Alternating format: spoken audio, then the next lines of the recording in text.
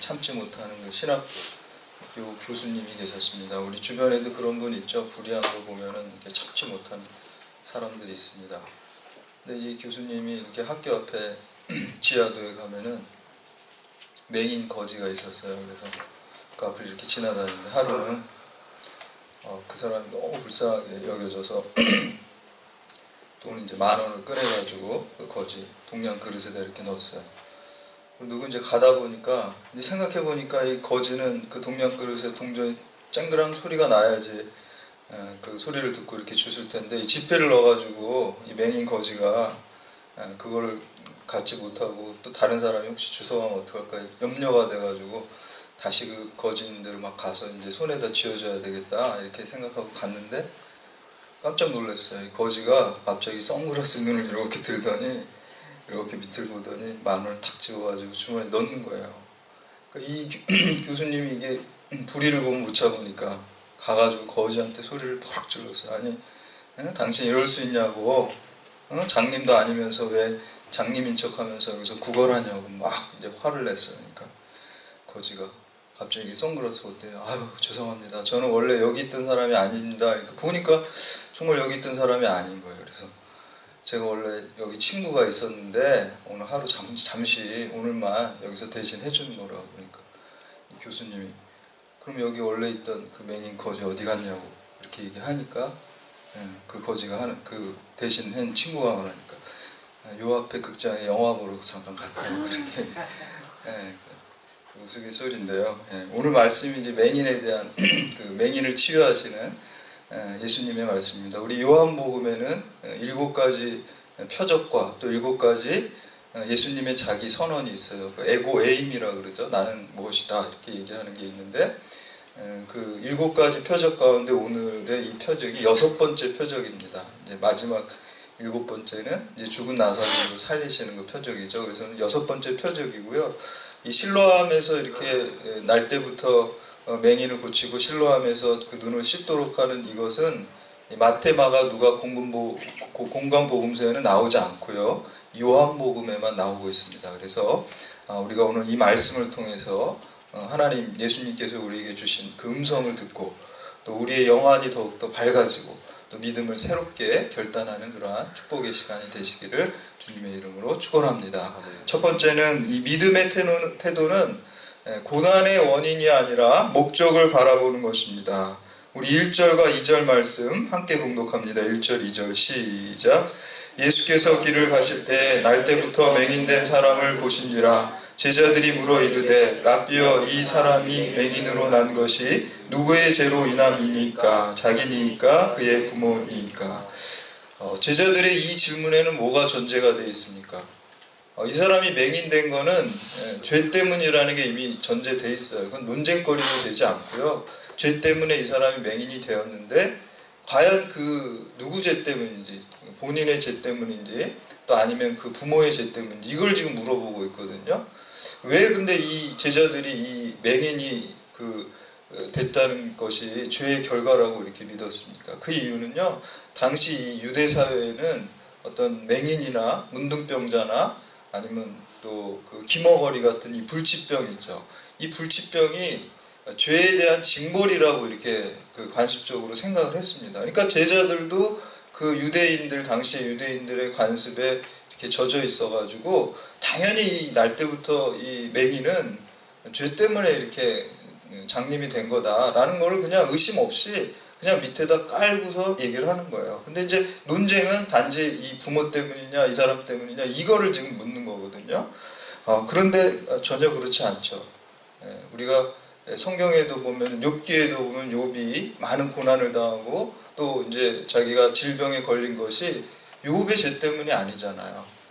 근데 이제 친구들도 와가지고 얘기를 하죠. 인과관계로 얘기를 하죠. 너가 뭔가 남몰래 지은 죄가 뭐래도 있으니까 네가 이런 병에 걸리고 이런 고난을 당하는 거다. 이렇게 얘기하죠. 그러나 그렇지 않죠. 우리가 인생을 살아가면서 원인과 결과를 알 수 없는 게 훨씬 많습니다. 아는 건 아주 극소수예요. 우리가 죄 때문에 그럴 수도 있고 아닐 수도 있어요. 근데 우리가 섣부르게 이게 죄 때문이다 이렇게 단정 지을 수 없습니다. 심지어는요, 철학자 중에 이제 데이비드 휴미라는 사람은요, 인간이 어떤 인과관계를 다 알 수 없다고 얘기를 해요. 그러니까 우리가 그냥 당연하게 그냥 이게 원인이고 이게 결과다 생각하는 것도 개연성만이지 확실성은 없다라고 얘기해요. 그래서 인과관계는 인간이 도저히 알 수 없다라고 이렇게까지 얘기를 하고 있습니다. 그런데 확실한 거는요, 우리가 그 원인은 다 알지 못하지만, 이 세상에 고난이 있고 어려움이 있는 원인은 다 알지 못하지만 성도에게 있어서 이 고난의 목적은 우리가 확실하게 알 수 있다는 것입니다. 우리가 고난을 통해서 하나님의 우리 성도에 대한 그 계획과 또 목적이 실현되는데, 고난 때문에 우리 성도가 겸손해집니다. 고난 때문에 우리가 하나님의 음성을 듣습니다. 고난은 하나님의 음성을 듣는 확성기라고 그랬어요. 고난 때문에 내가 더 큰 믿음의 사람으로 변화된다는 것입니다. 그래서 욥기 23장 10절에 보면 욥이 뭐라 그래요? 내가 가는 길은 주가 아시고 내가 알지 못하고 주님께서 아시나니 주님께서 나를 단련하신 후에 내가 순금같이 나아오리라, 이렇게 고백하죠. 이게 뭡니까? 내가 지금 겪는 이 고난의 원인은 내가 다 알지 못한다는 거예요. 주님은 아시지만 나는 모른다는 거예요.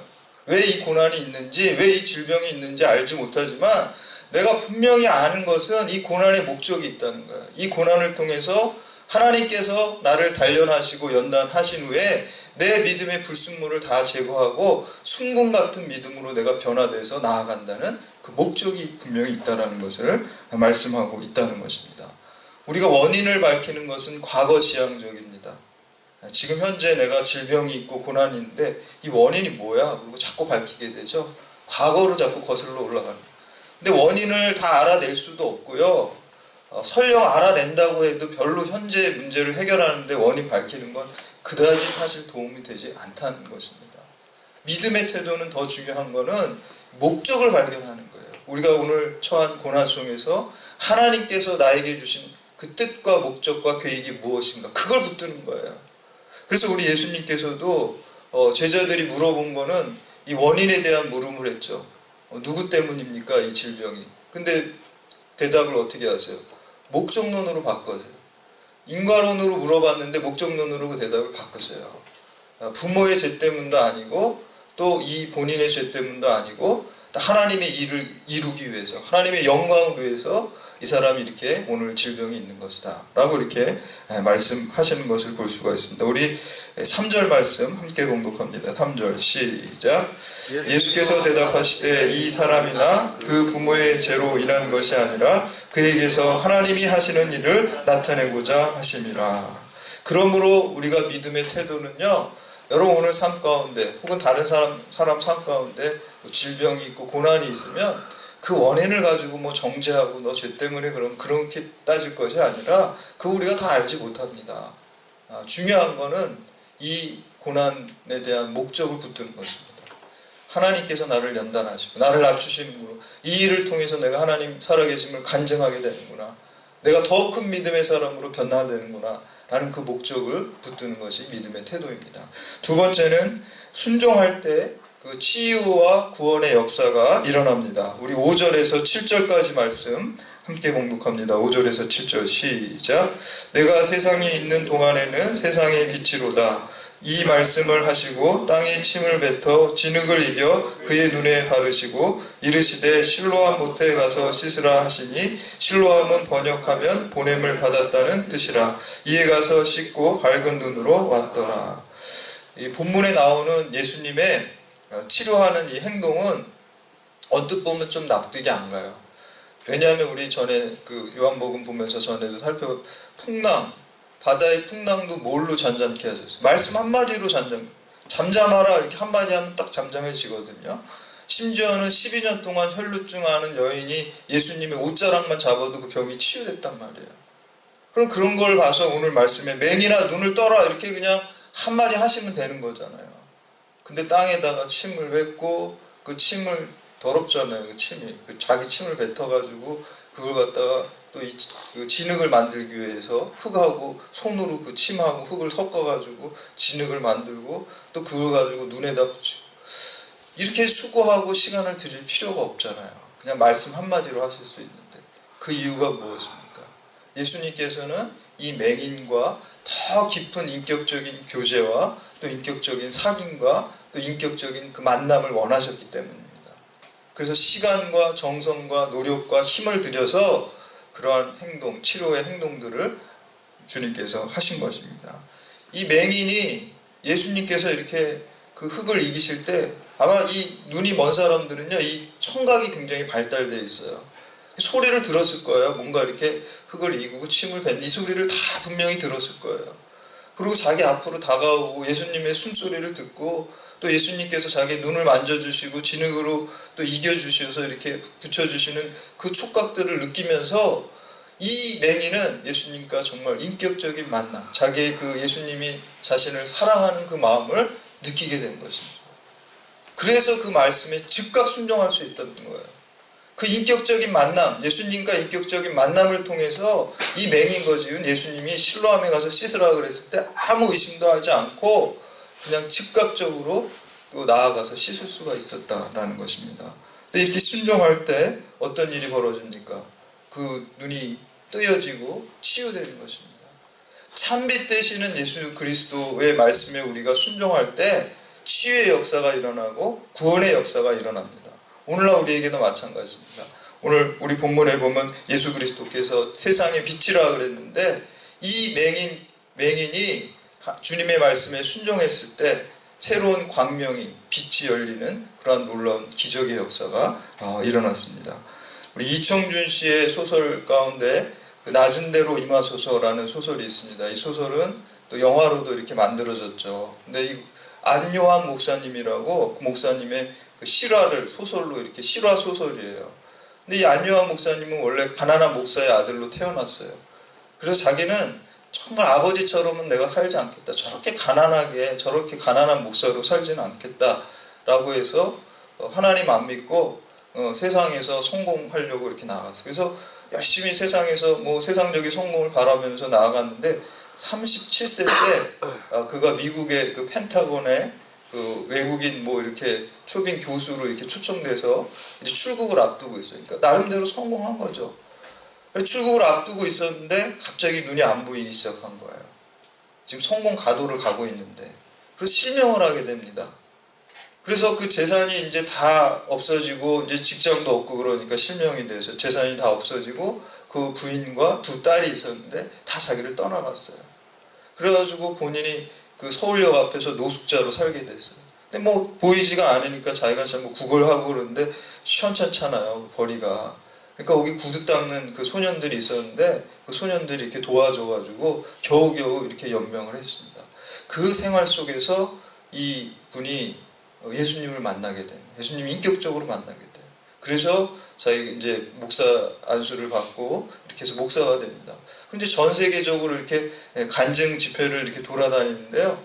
독일에 이제 간증 집회를 갔어요. 근데 독일에서 지금은 뭐 우리나라도 굉장히 선진국이 됐지만 당시에는 뭐 독일하고 우리나라랑 비교가 안 될 정도로 독일은 굉장히 선진국이었고 우리나라는 굉장히 후진국이었잖아요. 그러니까 의술도 마찬가지예요. 의술도 독일이 우리보다 훨씬 앞서 있던 그런 시대예요. 그래서 거기서 그 목사님이 그 간증을 하는데 그 설교를 듣는 사람들 중에 안과 의사가 있었어요. 독일 안과 의사가 있었는데 그분이 가만히 들어보니까 저거 좀 보면은 눈을 이렇게 검사해 보면은 개안 수술하면은 보게 할 수도 있겠다라는 그 생각이 드는 거예요. 그 독일인 의사가. 그래서 예배가 끝난 다음에 그 의사 선생님이 이제 그 목사님을 만난 거예요. 그런데 목사님 제가 실례지만 잠깐 목사님 눈의 상태를 좀 점검해봐도 되겠습니까? 그러니까 그렇게 하라고.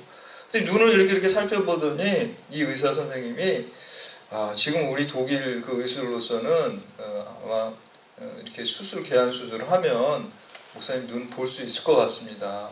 내일 제 병원으로 한번 나와보시기 바랍니다. 정밀 검사를 할 수 있게 나오시면 제가 만약에 이게 개안 수술이 가능하면 제가 사비로 다 목사님 수술해 드리겠습니다. 이렇게 얘기를 한 거예요.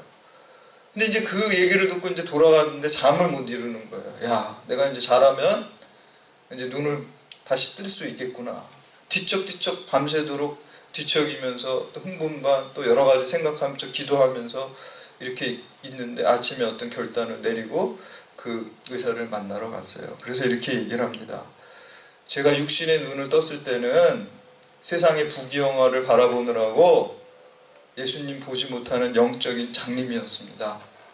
그런데 내가 육적인 눈을 멀고 육적인 장님이 되어서 예수님을 보고 영안이 띄게 됐는데, 내가 다시 이 육적인 눈을 뜨게 된다면 또 세상 바라보고 주님 바라보지 않을까 두렵습니다.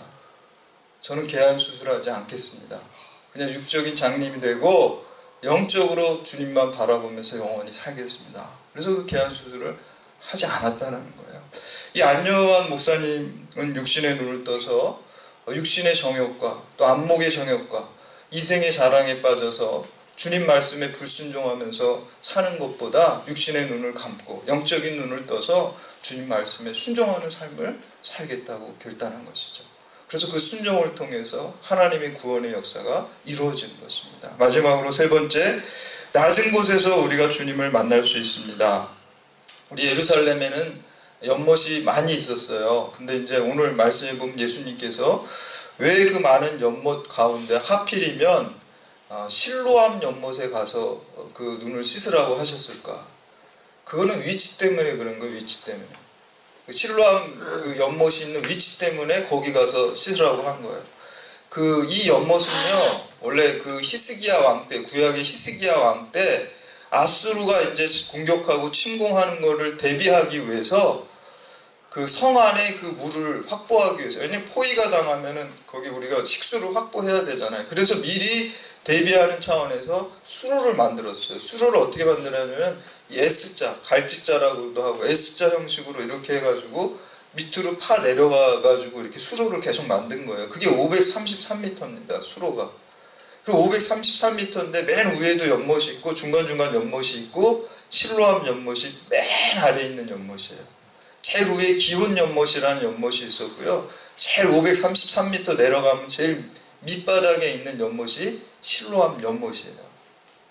이 말씀은요, 이 실로암이 보냄을 받았다라는 뜻이라고 그랬잖아요. 오늘 말씀. 우리 그리스도인들은 다 주님으로부터 이 세상을 향해서 보냄을 받은 사람들입니다. 실로암으로 가라라는 말은요, 너가 제일 낮은 곳으로 가라는 거예요. 제일 낮은 곳으로 갈 때 거기에서 그 낮은 마음, 또 낮은 곳으로 임하는 그 예수 그리스도를 우리가 만나고, 또 그 낮은 마음의 사람을 하나님께서 들어서 구원의 역사를, 생명의 역사를, 치유의 역사를 이루어 가신다는 것입니다. 현재 인천에 있는 그 방주교회, 인천 방주교회 그 박보영 목사님이라는 분 계십니다. 이분은요, 그 할아버지 또 아버지가 다 그 감리교 장로님이세요. 그리고 할아버지는 박용익 목사님이라고 감리교에서는 별명이 성자예요. 성자라고 불리는 그 할아버님인데, 근데 이 목사님이 어려서 이렇게, 아버지도 목사님인데 교회를 보니까 교회에서 맨날 싸우는 거예요. 교인들이 싸우고 뭐 목사님들 싸우고 막 그런 걸 보면서, 야, 어떻게 저 사람들 하나님이 계시다면은 저 하나님 저렇게 오랫동안 믿는 사람들이 맨날 싸움을 하나, 하나님 분명히 안 계셔, 이런 확신을 가졌어요.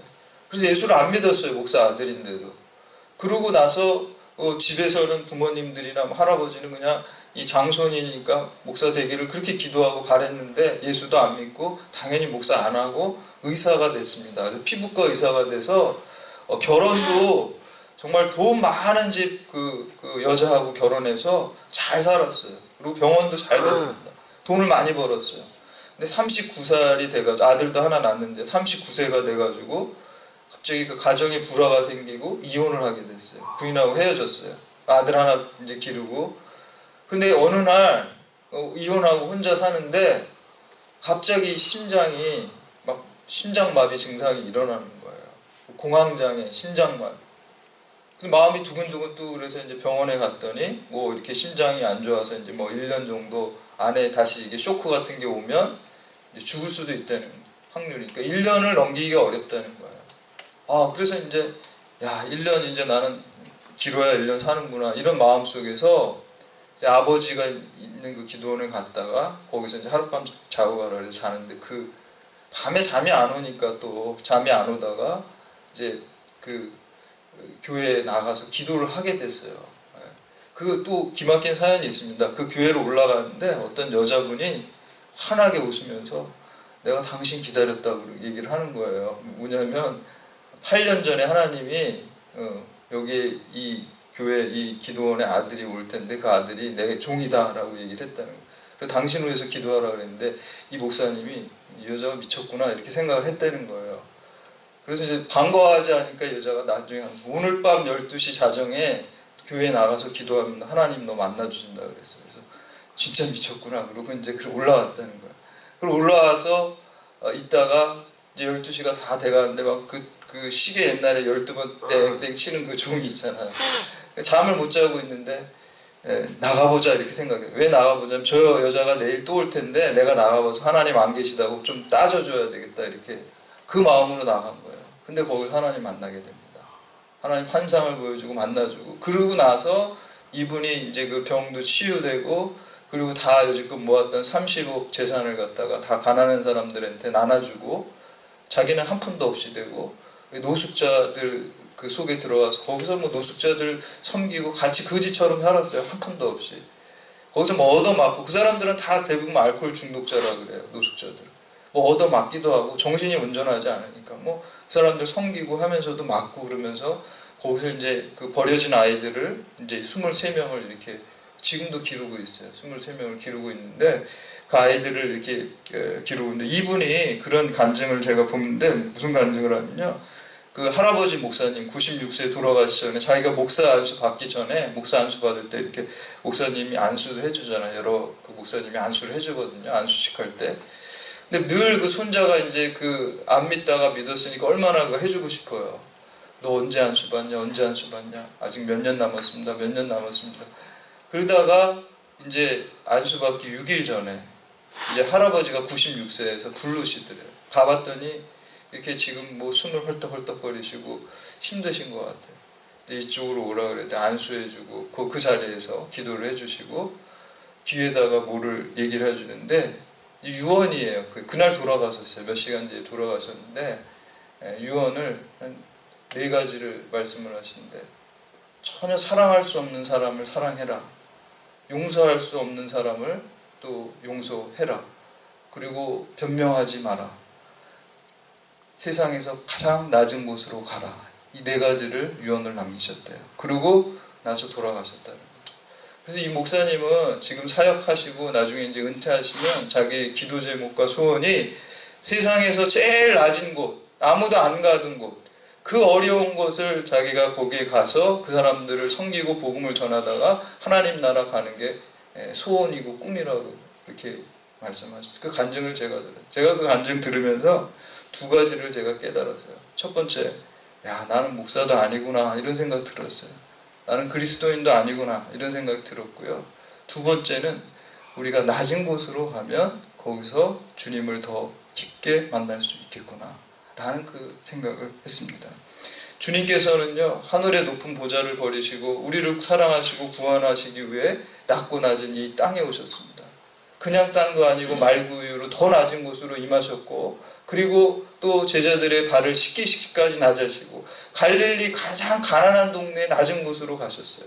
끊임없이 흐르는 물처럼 실로암으로 물이 계속 아래로 물이 기온 샘에서 연못에서 실로암으로 계속 아래로 물이 흘러가듯이 우리 주님 그렇게 내려가셨고 제자들의 발을 씻기시고 마침내는 십자가에서 죽기까지 생명을 다 바쳐서 가장 낮은 곳에 임하셨습니다.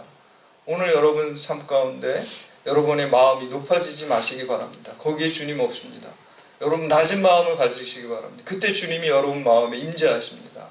겸손한 마음 가지시기 바랍니다. 그리고 여러분 시선을요 위로 두지 마세요. 위로만 드는 사람 있어요. 출세지향적으로 뭐 높은 사람 우애의 자리 거기만 바라보고 살지 마세요. 그건 복음적인 삶이 아닙니다. 아래로 보시고 아래로 향하시고 낮은 곳으로 향하고 낮은 사람들을 우리가 시선을 두고 살아갈 때 거기서 우리가 주님 더 깊게 만나고 여러분 이 세상은 짧습니다. 여기 이 복이 아니라 영원한 복을 주님께서 주시고 주님의 그 낮은 곳으로 임하는 그 사랑을 널리 전하시는 그러한 사랑의 통로, 축복의 통로, 생명의 통로가 되시기를 주님의 이름으로 축원합니다. 네. 이제 다 같이 자리에서